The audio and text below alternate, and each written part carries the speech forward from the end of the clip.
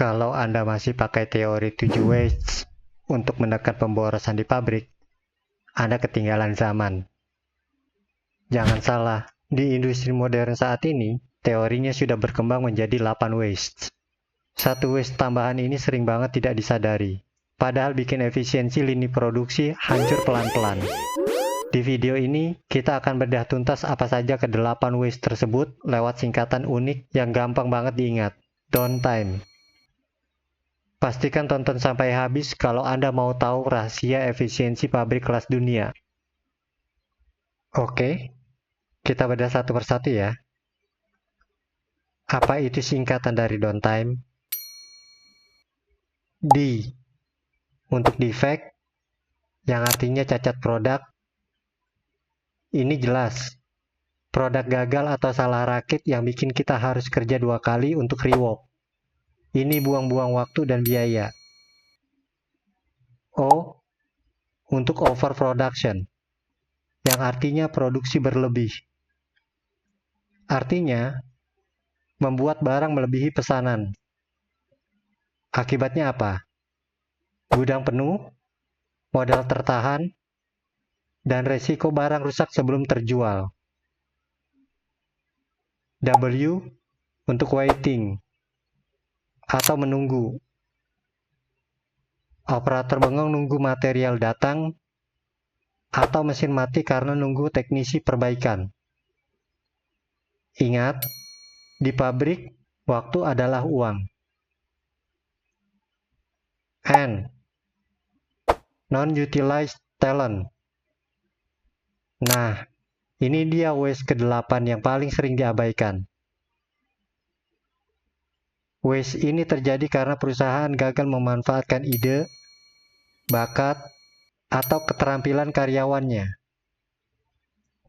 Contohnya, operator di lapangan punya ide bagus untuk mempercepat kerja mesin, tapi manajemen cuek dan tidak mau dengar. Potensi hemat jutaan rupiah hilang begitu saja.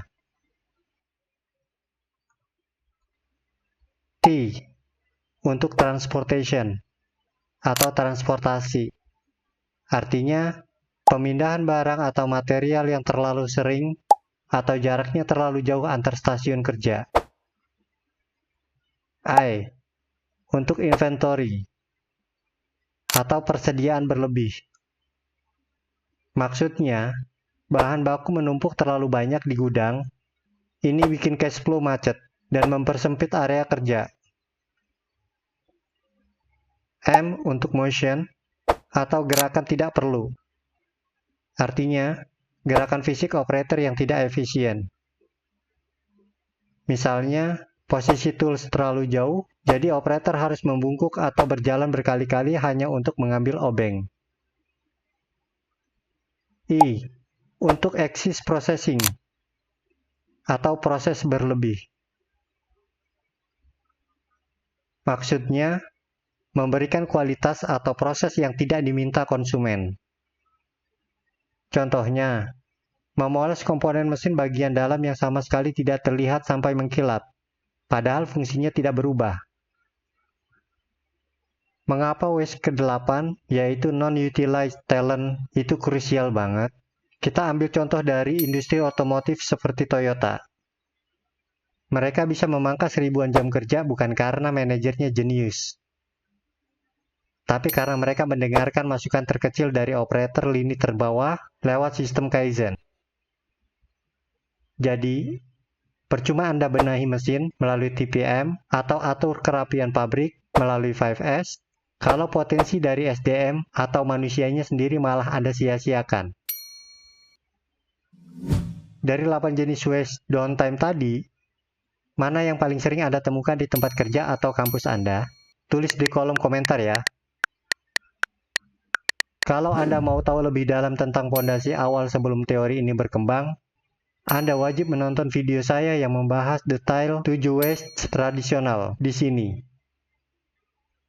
Jangan lupa klik like, subscribe channel Saifullah Manajemen Industri untuk belajar manajemen industri secara praktis. Sampai jumpa di video berikutnya.